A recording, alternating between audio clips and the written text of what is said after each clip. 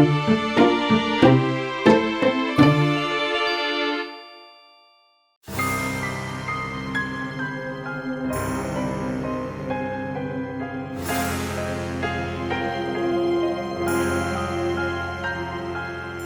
fellow detectives. Welcome to Unlocked, the official podcast for all things Nancy Drew from Her Interactive.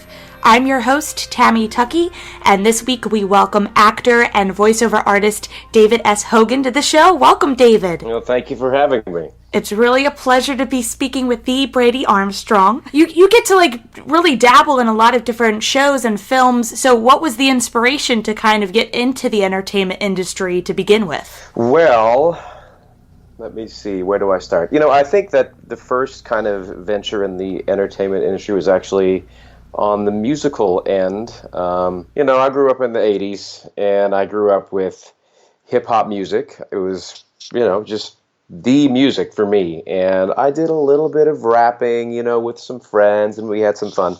And in high school, I met a guy, Christian Bieber, and we got to be very good friends, and I produced his first record.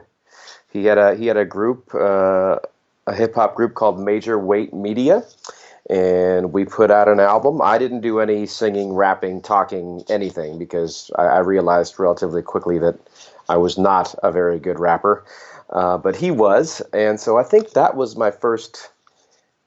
That's when I got my feet wet, and that was probably around 1994, 95. And then it wasn't until later in college, probably around 1997 or 8, when I joined the Seattle University Choir. Now, mind you, I took one drama class in high school, but it was an elective. I don't think it really had much of an influence on me. I did always kind of like to sing, but I didn't find an outlet until college. So I joined the SU Choir. I really enjoyed that, started performing, doing shows, and then I auditioned for the Three Penny Opera, which was a musical that Seattle University was doing. And I remember going to the audition room door, and I look in, and I saw all these actors singing, and I got so terrified, I basically ran away. I was like, I can't do this. And so I went and talked to the director, and I said, I wanted to audition really bad, but I got so nervous. And she was like, forget about it. Forget about it, kid. Come to callbacks. And I came to callbacks, and I got cast as the street singer. Has kind of a smaller role, but he opens, I know that he closes the musical with the famous Mac the Knife song that everyone knows. And that was my first taste of kind of performing theatrically for a crowd. And I guess after that, I was kind of hooked. I graduated in 2000 and started trying to figure out how to have a career as an actor in the Northwest market. And what was your transition into the voiceover industry? Because I know that's kind of very far off from just the acting and also the musical performing aspect of entertainment. That's a good question. It's so funny how this interview is coming about. Maybe we'll get to it later, because I do very, very little voiceover, and I can't remember when the first. Because I think the Brady Armstrong. I think it was 2001 for the final scene. So that must have been I was a year out of college. And, I didn't have a talent agent at the time. I have no idea how I even heard about the audition. There are a few. Theater Puget Sound is it's an organization out here in the Northwest that also acts as a kind of a call board. So I may have saw an audition on there, or maybe it was a referral. I don't know, but I got the audition somehow, and I probably went in, and I probably showed up in person. Which if you're navigating through the industry now, so much of what we do as actors, at least for voiceover camera work, as far as auditioning, a lot of times we are, at least for voiceover, especially for voiceover, we're doing the recordings in our homes, and we're sending in tapes as auditions, and it's getting more and more popular for video auditions as well. But yeah, that's when I got hooked up with Her Interactive, and I did, I guess, four games for them. You got to do the Secret of Shadow Ranch as Tex, Ghost Dogs of Moon Lake as Red Knot, Secret of Scarlet Hand, and also the Final Scene. The Final Scene was the first one. I got hooked up with them and obviously had a really good run and had a great time. But strangely enough, after those recordings, again, like I said, I didn't have an agent. And, I guess, well, in about 2003, my wife, she wasn't my wife at the time, but Angela and I moved to Los Angeles for a very short stint, so that may have kind of distracted me for a while as far as pursuing voiceover work in this market. But those four credits up until just recently, that's kind of all the voiceover I've ever really done. Strangely enough, I mean, like I said, this timing is very strange. Just a couple days ago, I booked a voiceover job, which again I've submitted for stuff. I've sent in audition tapes. But my setup at home is very, very amateur, and people who make a living doing voiceover work. But anyway, I got cast, and I was in the booth a couple days ago, which was a lot of fun. It was just kind of in and out, a couple lines for this this kind of multimedia project called Chaldea, and that was a lot of fun. And then also, I worked on another set doing some on-camera work, and the guy who was recording audio, who was the location sound guy, he complimented my voice. He's like, "You have a great voice." So I was like, "Oh, okay, that's nice of you to say that." And then he sent me a message a couple days later. He saw a voiceover audition. He was like, "Hey man, if you need help sending in a tape for this," and he said, "I'm not BSing you." He said, "I believe in your voice." And I was like, "What? What do you mean? That's so weird." I mean, it's a great compliment, but I'm like, okay, there's definitely some signs that are like, you should try to get back into doing voiceovers.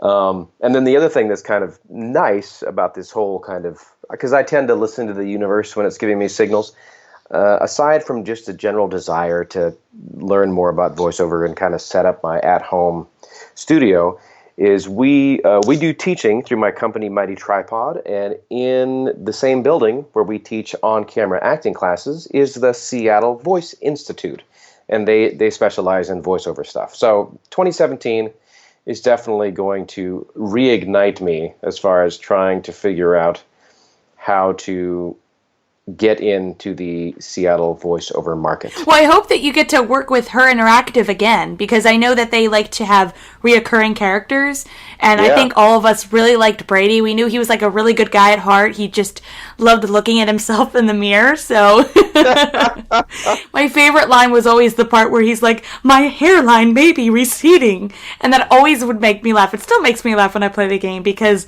it's just your delivery of the lines is just a lot of fun. Well, it was, I mean, like I'm telling you, it's it must have just been the right part, the right time. I know how to act, right? So I was acting. I learned about acting for the past 4 years, 3 or 4 years before I got these voiceover jobs, and obviously you have to know how to act to be a voiceover actor. I'll tell you another fun story related to these games is I did a play in let's see, was this 20? Which show was this? It was one of the shows I did at Book It Repertory Theater. I think it was The Art of Racing in the Rain. So this might have been 2011.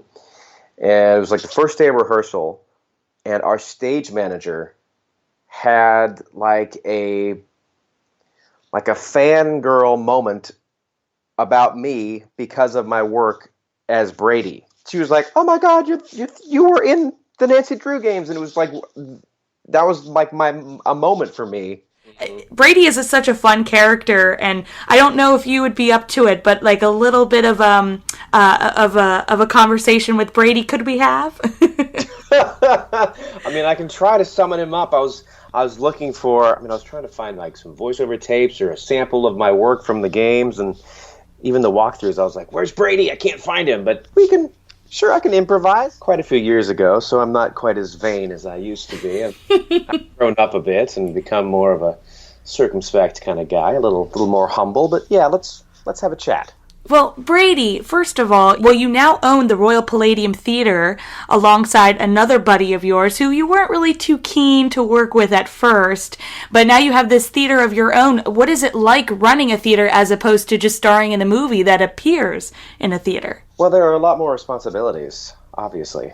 And it's not all about me, which is a challenge. It's a little frustrating when you're not getting all of the attention, but you are still thinking about the audience, and you want to give them an experience. So I've had to adjust, and I've had to, I don't think I have a very big ego, but some people might, and I guess it's been a challenge reining that ego in, but I've done it for the greater good.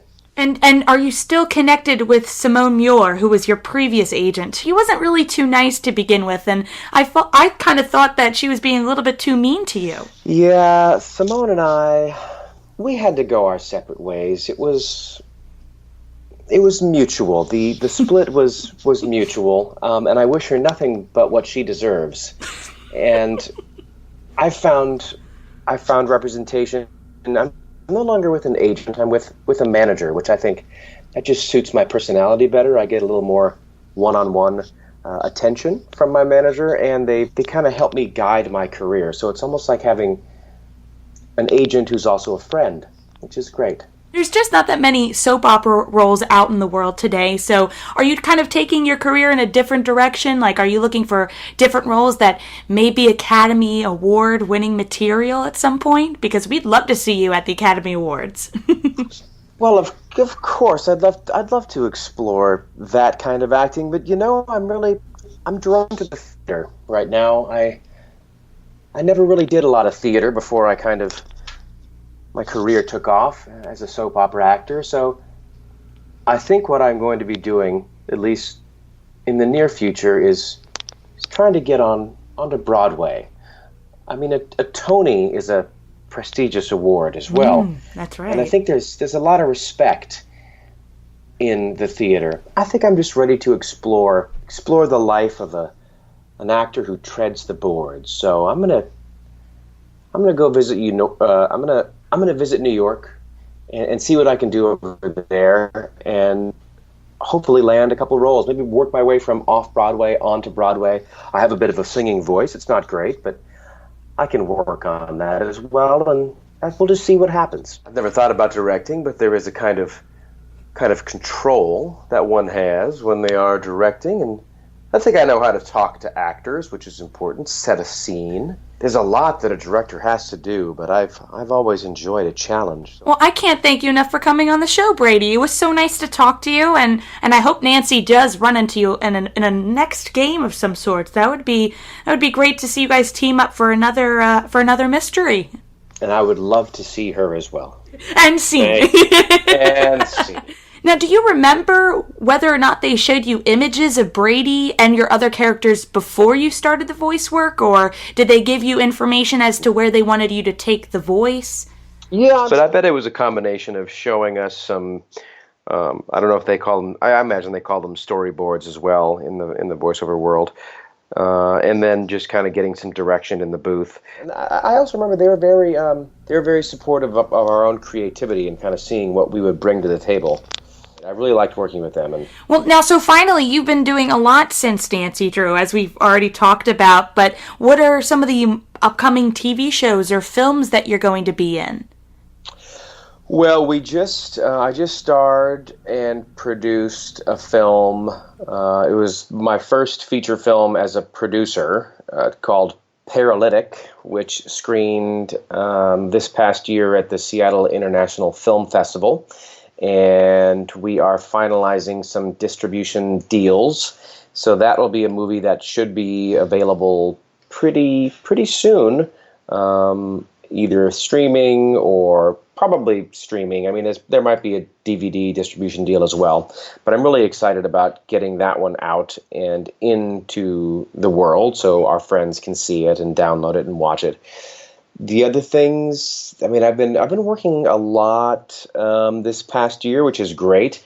I was in, as I'm sure you probably know, episodic the episodic world is really booming. So there's been a lot of projects. I just did a proof of concept for a show called Rockaway.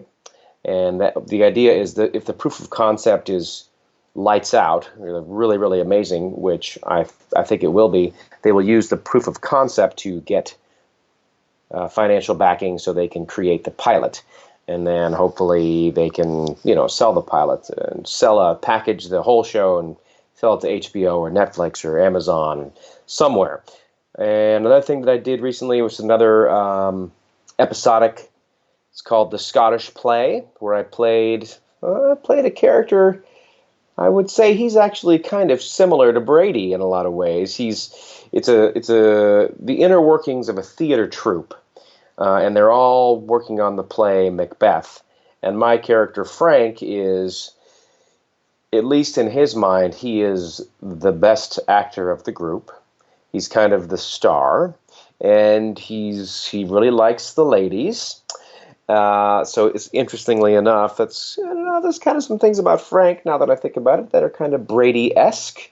I don't want to say that these are, I'm getting typecast and that this is my persona necessarily, but other than that, we've been doing quite a few short films. My company, Mighty Tripod Productions, we've been producing a lot of short films since 2012, and we work with, there's a speed filmmaking competition that happens in the Northwest. Well, it's actually global. It's called the 48-Hour Film Project.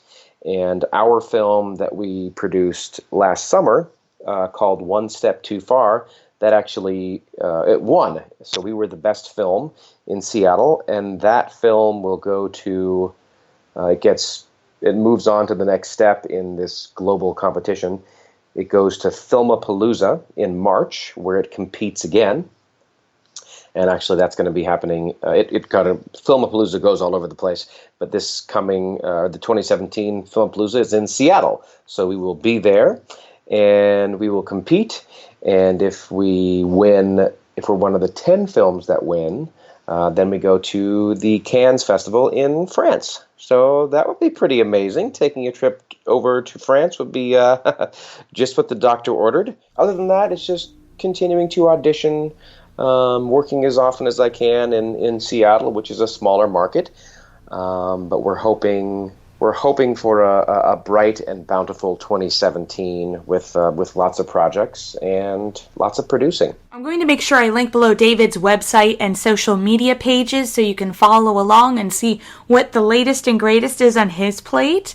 And actually, since you are an actor, you like doing plays and a lot of theater, is there a role that you haven't played that you're just dying to play, regardless of whether it is a female or a male? Yeah. Well, I've always wanted to play Hamlet. I'm getting a little long in the tooth to play the role now, honestly. I believe, depending on how you analyze text, some people read the play and they're like, he's 18. Some people go, I think he's 30. I'm not in between those ages at all. But I really like the play. It's something I've wanted to do for a long time. I love Shakespeare. So I would love to play Hamlet. Other than that, I'm really behind on my reading of modern plays. I mean, I would, if I'm not doing Shakespeare, I would probably do something contemporary. So to sum up our interview, it's been great having you on the show, David, and I hope we can have you back on and maybe for another Nancy Drew game. That would be cool. Hey, that'd be great. I'll try to get back on their radar. If you could describe working for Her Interactive in one word, what word would that be? Tremendous.